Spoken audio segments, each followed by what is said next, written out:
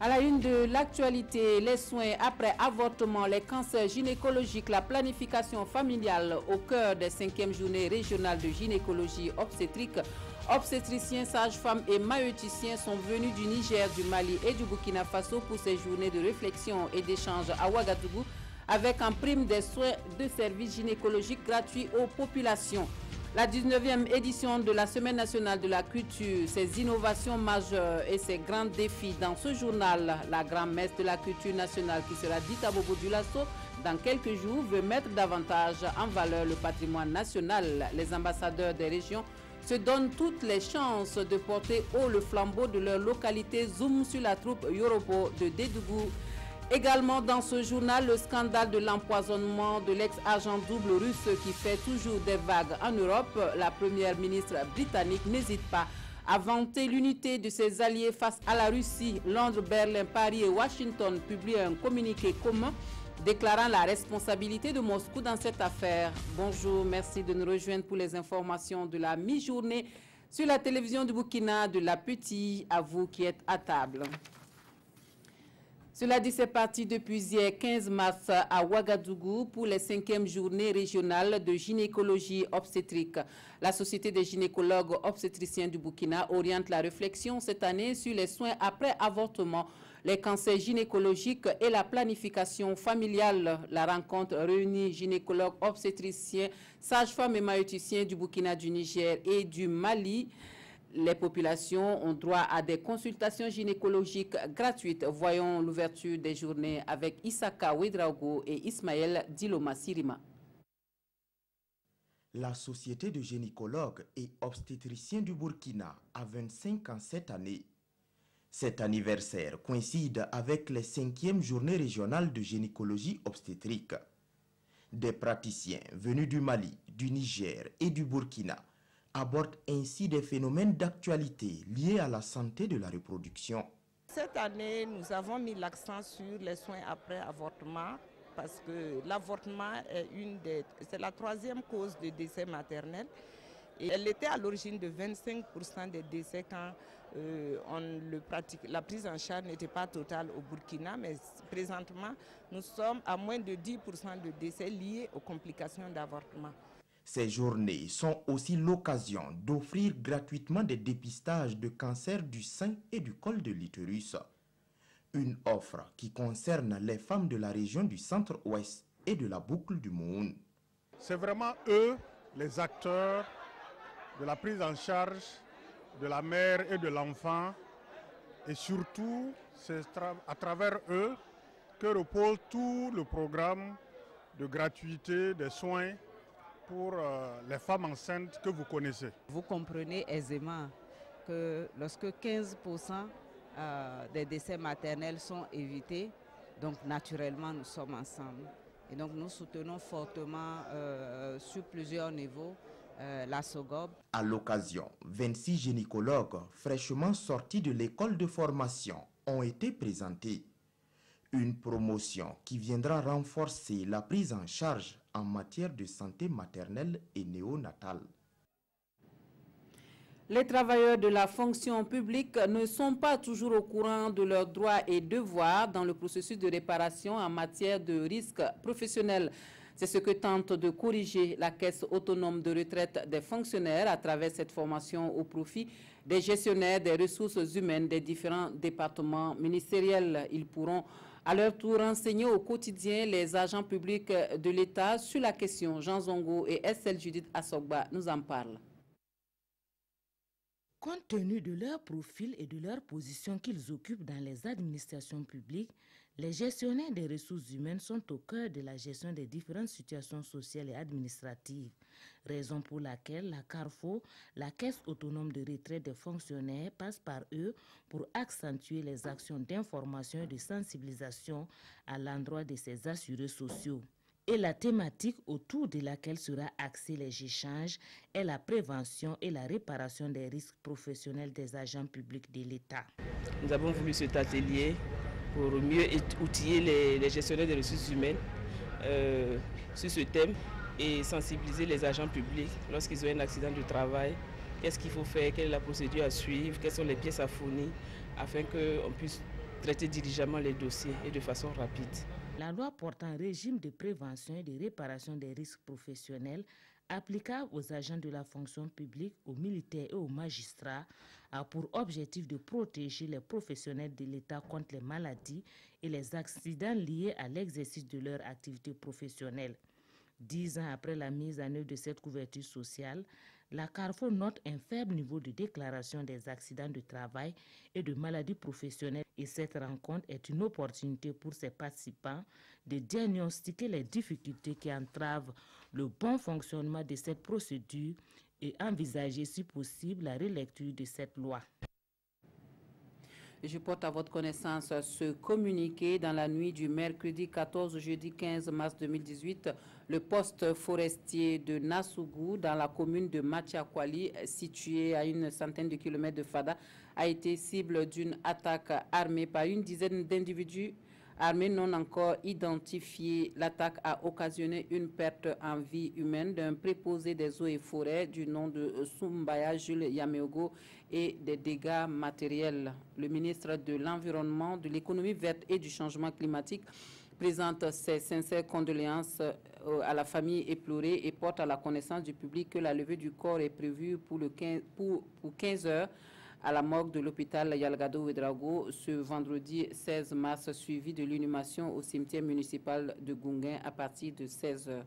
C'est un communiqué émanant donc de la direction de communication et de la presse ministérielle du ministère en charge de l'environnement. Ensuite de ce journal, les intrants sont un élément essentiel dans l'agriculture et le gouvernement tient à doter les producteurs d'intrants en quantité et surtout de bonne qualité. La Commission nationale de contrôle des engrais installée dans ce sens donc doit veiller au grain et il veut en ce sens se donner comme priorité la formation continue de ses membres pour être en phase donc avec les exigences du moment. C'est la deuxième session de formation qui se tient en ce moment même à Bobo Dioulasso. Des précisions avec Drissa Traoré, Siriki Milogo et Rachid Savadogo. La promotion d'une bonne utilisation des engrais est une affaire de tous. Pour relever le défi, une loi portant sur le contrôle des engrais au Burkina Faso a été instituée en novembre 2007. Réunis ici à Bobo Dioulasso, les membres de la Commission nationale de contrôle des engrais renforcent les capacités sur les taxes communautaires en la matière. Il faudrait que les membres d'abord soient au courant de tout ce qui est mis comme texte au niveau national, aussi bien des lois, des décrets et des arrêtés. Ça, c'est vraiment la première mission de l'objectif de l'atelier. Et après, de voir un peu les réglementations au niveau régional, c'est-à-dire dans l'espace CEDEAO. Environ 86% de la population burkinabé est agricole.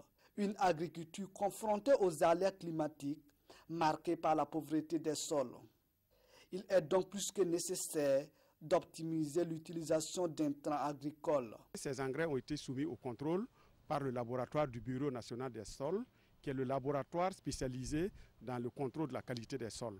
Alors, le laboratoire reçoit des échantillons d'engrais, analyse et retourne le rapport d'analyse ainsi que les résultats issus de l'analyse au laboratoire. Certainement, il y a les pratiques des agriculteurs, il y a les conditions climatiques, il y a d'autres facteurs qui peuvent influencer la qualité des engrais qui sont appliqués au niveau du champ. Installée officiellement le 28 octobre 2016, c'est la deuxième session de formation des membres de la Commission nationale de contrôle des engrais, une commission qui regroupe toutes les parties prenantes du secteur au Burkina Faso. Et puis ce débat à Ouagadougou autour de la loi des finances 2018 et la problématique de la dette intérieure initiée par le club des hommes d'affaires franco-burkinabais. Des échanges à bâton rompu entre l'équipe gouvernementale conduite par le ministre délégué chargé du budget et les hommes d'affaires Paul David Bambara et Vincent Kiendrebego pour les précisions. Face à des responsables d'importantes entreprises, le ministre en charge du budget explique la loi de finances 2018 et la problématique de la dette intérieure. Un sujet qui intéresse en premier lieu ses membres du club des hommes d'affaires franco-burkinabais. Et pour preuve, les questions fusent. Dette intérieure, question de la TVA et bien d'autres interrogations relatives au sujet du jour. Nous avons en tout cas exposé à tous l'effort qui a été fait par le gouvernement en 2016 et en 2017 pour l'appurement de la dette vis-à-vis de ces sociétés et entreprises au niveau privé. Et c'est la dette qui a été auditée par l'ASCE et la dette régulière et irrégulière, elle a en tout cas été apurée au cours des 2 années précédentes. Des explications attentivement suivies par les participants. Des hommes d'affaires qui se disent édifiés par les éléments de réponse apportés par l'équipe ministérielle. Je dois dire que je suis épaté et je dois remercier la ministre des Finances d'abord, qui nous a permis effectivement et qui a permis à la ministre déléguée au budget et à quasiment l'ensemble de son équipe, ou une grande partie, de venir partager avec nous. Et ce soir, aussi bien les questions de la part de nos membres étaient extrêmement pointues, précises et intéressantes, et aussi bien les réponses apportées par Madame le ministre et ses équipes étaient d'une précision absolue. Le club des hommes d'affaires franco-burkinabais réunit des responsables d'entreprises burkinabais et français œuvrant dans divers domaines. Ce n'est pas courant. Le vol de véhicules au Burkina Faso, c'est même assez rare pour être souligné. C'est pourquoi, lorsque le service régional de la police judiciaire des Hauts-Bassins met la main sur un présumé voleur de voitures, cela suscite un intérêt particulier. C'est une affaire de vente illicite de parcelles à Bobo-Dioulasso qui conduit à la découverte de véhicules escroqués et ou volés. Les voitures sont rendues à leurs propriétaires et l'auteur des forfaits présentés à la presse. Suivons les précisions de Bilidou Bazongo et Carole Mireille Tougma. Salif Ouedraogo, vendeur de véhicules, retrouve sa voiture. Une voiture volée il y a 9 mois. Il est venu qu'élever véhicule payé. Je lui ai montré Toyota Camry. Il dit que ça là, ça lui dépasse. Qu'il n'y a pas l'autre. Il avait garé ça devant de mon pote. Il n'y a pas de batterie là-bas. Il dit si on peut mettre la batterie, il va regarder. Moi j'ai enlevé la batterie de l'autre pour mettre là-bas. Bon, il dit qu'il va démarrer. Moi j'ai dit non, le véhicule ça dirait démarrer, il faut laisser moi mettre l'eau. Donc j'ai allé enlever l'eau, venir. C'est lui-même qui a ouvert le capot. Moi j'ai mis l'eau.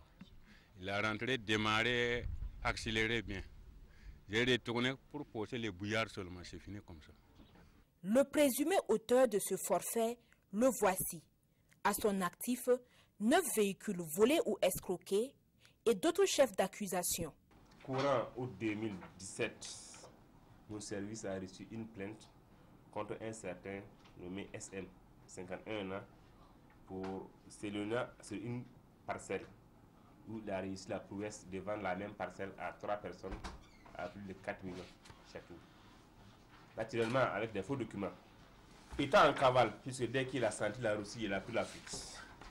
Nous l'avons traqué jusqu'en ce mois de mars, où nous avons pu mettre le grappin sur lui. Nos investigations ont permis de découvrir que le véhicule même qu'il avait en sa possession, lors de son interpellation, était un véhicule qui venait d'escroquer quelqu'un et que la victime avait déjà porté plainte dans des services de sécurité à Ouagadougou. À la suite des investigations, l'enquête nous a révélé 8 véhicules, toutes marques confondues, qui ont été soit volés, soit escroqués. Parmi les véhicules volés, 4 ont été retrouvés, 1 est vendu dans un pays voisin, 3 dépiécés et vendus aux ferrailleurs. Nous restons à Bobo-Dioulasso pour parler culture avec la 19e édition de la Biennale culturelle qui s'y prépare. La sauvegarde des valeurs culturelles, enjeux et défis, c'est le thème de la SNC Bobo 2018. Les défis culturels au Burkina Faso sont toujours aussi importants et les innovations ne manquent pas à la présente grand-messe culturelle Asia. Karim Ilboudo Kadouro Menki. Le Cocodonda est à l'honneur pour la Semaine nationale de la culture SNC Bobo 2018. Le pagne de la 19e édition de la SNC est imprimé en Cocodonda. Et c'est l'une des innovations de cette biennale de la culture. Quand on parle de Cocodonda, tout de suite on fait référence à Bobo-Dioulasso. Parce qu'il n'y a pas 2 Cocodonda sans référence à ce quartier mythique qui est Coco, effectivement, et dont les pagnes effectivement reflètent en tout cas j'allais dire son apport culturel de ces pagnes à la communauté effectivement de la ville de Bobo. La manifestation se tenait à Bobo. Koko Doudan étant un pain mythique de Bobo, ce mariage normalement devait pouvoir nous donner quelque chose d'assez, j'allais dire, d'assez impressionnant. Autre innovation, non des moindres, mais qui fait des gorges chaudes sur les réseaux sociaux, c'est la limitation au plan régional, par arrêté ministériel, des compétitions en expression traditionnelle. C'est une innovation qu'on a introduite. Alors, peut-être, il faut juste laisser le temps, effectivement, de voir ce que ça va donner. La SNC Bobo 2018 est prévue pour le 24 mars prochain et pour une semaine. Une semaine pendant laquelle la ville de Sia va briller aux couleurs de ce grand rendez-vous culturel. Et à travers le pays, on se prépare pour la SNC 2018. Les ambassadeurs de la boucle du Moun pour la SNC affûtent leurs armes. À Dédougou, la troupe Yoropo va représenter la région et affiche de grandes ambitions cette année. Et pour se donner les moyens de ramener les lauriers à la maison, elle ne lésine pas sur les séances d'entraînement. Yves Rwamba et Karim Ouedraogo nous relatent des séances de répétition. La troupe Yoropo de Dédougou fait partie des ambassadeurs de la culture de la Boukou de Mouhoun à la Semaine nationale de la culture SNC Bobo 2018. Elle va évoluer dans la catégorie danse traditionnelle depuis la Semaine régionale de la culture où elle a été retenue pour représenter la région à cette 19e édition prévue pour se tenir du 24 au 31 mars prochain. La troupe Yoropo s'entraîne pour être au top de son niveau avant le jour J. On s'est toujours préparé, on attendait toujours ce moment et tout le temps il y a eu des entraînements ici. Parce qu'il y a deux groupes, il y a les adultes et les plus petits, la poule adulte et poule jeune. Mais les adultes n'ont pas eu le temps de se préparer, donc je me suis concentré avec les enfants.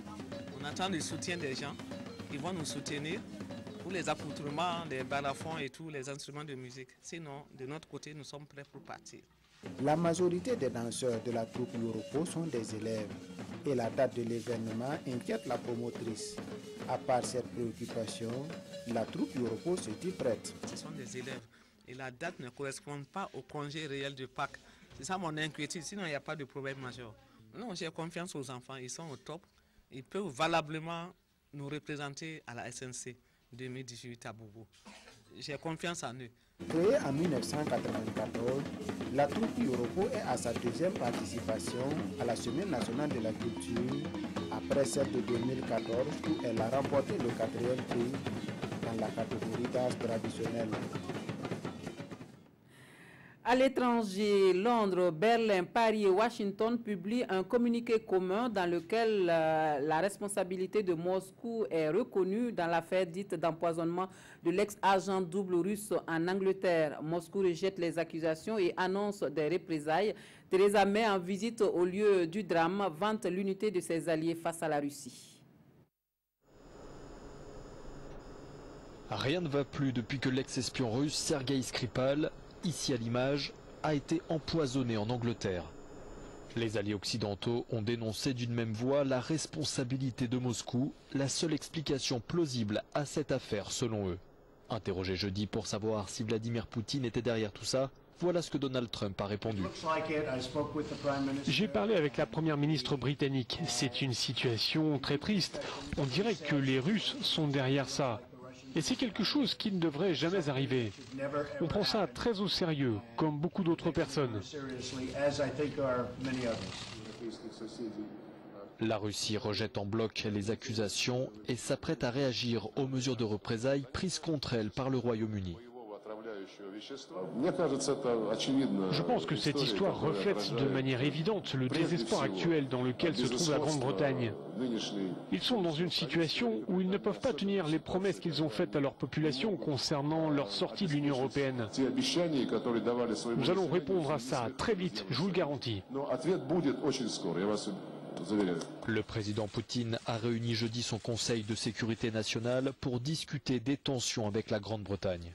Selon le porte-parole du Kremlin, les participants auraient exprimé leurs préoccupations quant à la position de Londres qualifiée de destructrice et provocatrice.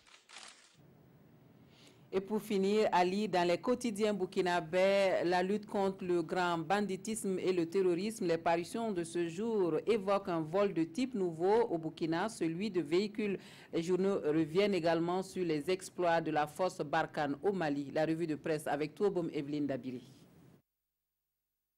Eh oui, il ne fait aucun doute que le vol de voitures existe maintenant au Burkina, s'écrit le chef galbanais du service régional de la police judiciaire des Hauts-Bassins dans les colonnes du quotidien Le Pays.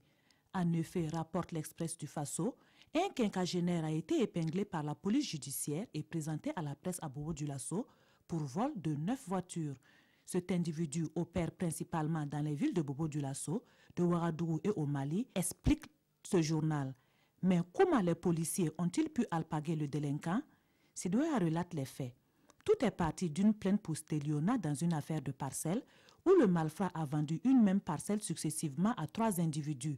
Et c'est lors de son interpellation que la police a découvert que le véhicule qu'il avait en sa possession était le fruit d'une escroquerie dont la victime était à Ouagadougou. Après avoir expliqué les modes d'action du malfrat, l'Express du Faso fait le bilan. 3 véhicules ont été vendus dépiécés, un en l'état au Mali, un autre propriétaire plus chanceux est entré en possession de son véhicule et les autres ont été saisis. Autre lutte, celle contre le terrorisme. Les forces françaises maintiennent la pression sur les groupes terroristes au Mali, informent les parutions de ce jour. Sidoua a écrit que la France a porté un sérieux coup aux groupes armés et pour preuve, explique le quotidien d'État, une nouvelle opération du côté de Ménaka aux confins des 3 frontières, Mali, Niger, Burkina a été menée. Résultat, une 60aine de terroristes a été mis hors de combat, précise aujourd'hui au Faso. Si un tel exploit est salutaire, il reste que cette efficacité a des conséquences collatérales dans le G5 Sahel, analyse ce journal, qui explique que c'est pour justement répondre au raid de Barkhane que l'attaque du 2 mars dernier a été ficelée et lancée contre le Burkina et son allié, la France. Il est donc temps que la force du G5 Sahel déploie ses ailes pour prêter main forte à la force Barkhane qui lui lave le dos depuis un certain temps. Il est temps que le G5 Sahel se lave le visage, conclut aujourd'hui au Faso. Fin de cette session d'information. Merci de nous avoir reçus chez vous. Excellente suite de programme à tous et à toutes.